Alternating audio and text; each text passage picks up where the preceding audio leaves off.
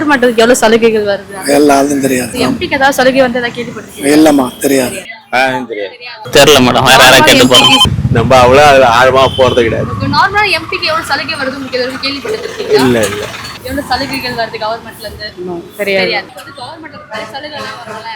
என்ன சலுகை வருது கேள்விப்பட்டிருக்கீங்களா? நமக்கு அதெல்லாம் கேள்விப்பட்டதில்லை. கவர்மெண்ட்ல இருந்து உங்களுக்கு என்ன சலுகை எல்லாம் வருது தெரியுமா? அதுவும் தெரியாது. நம்மளுக்கு கேள்விப்பட்டிருக்கீங்களா? எம்பிக்கு எவ்வளவு சலுகை வருது? அதெல்லாம் எதுவும் தெரியாது எனக்கு. ஒரு எம்பிக்கு என்ன சலுகை எல்லாம் வருது தெரியுமா உங்களுக்கு? எம்பிக்கு எல்லா சலுகையும் எவ்வளோ வருதுங்கிறது எல்லாம் அக்யூரேட்டாக தெரியும். இருந்தாலும் எம்பிங்க பூரா செலவு பண்ணுறது கிடையாது. என்னென்ன சலுகை எல்லாம் வருது? எல்லாம் புக்கில் இருக்கு. கவர்மெண்ட்டில் என்ன சலுகைலாம் வருதுன்னா, அவர் விமானம் போகிறதுலாம் வந்து ஃப்ரீயாக கிடைப்பாங்க அப்படின்லாம் கேள்விப்பட்டிருக்கோம். அதுக்கப்புறம் வந்து நிறைய எல்லாமே அவருக்கு நிறையா சலுகை கிடைக்க வாய்ப்பு. எவ்வளவு சலுகைகள் கொடுக்குறாங்கன்ற விஷயம் தெரியுமா? ஓரளவுக்கு தெரியும். ஓரளவுக்கு என்னென்ன ஐடியாஸ் இருக்கு? ஃப்ளைட்லாம் ஃப்ரீ இருக்கும், வருஷத்துக்கு இவ்வளோ தடவை போகலாம் அப்படின்னு. இதை தாண்டி வர சலுகைகள் தெரியுமா? எனக்கு தெரியாது.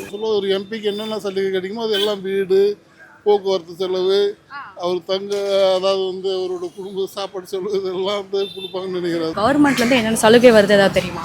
அது தெரியும். கவர்மெண்ட்ல இருந்து என்ன சலுகை அதெல்லாம் வருது? யாருக்கு? கமலஹாசன் அவன் நிறைய வாங்கியிருந்தமா இருக்காப்புல. கவர்மெண்ட் வந்து ஏமாற்றி வாங்குறதுல ஒரு குறிக்கோளாக இருக்காருமா. அதில் வந்து உதயநிதியை அவர் கையில் பிடிச்சிட்டு நல்லா ஏமாற்றி இன்னும் உட்காந்துறாரு.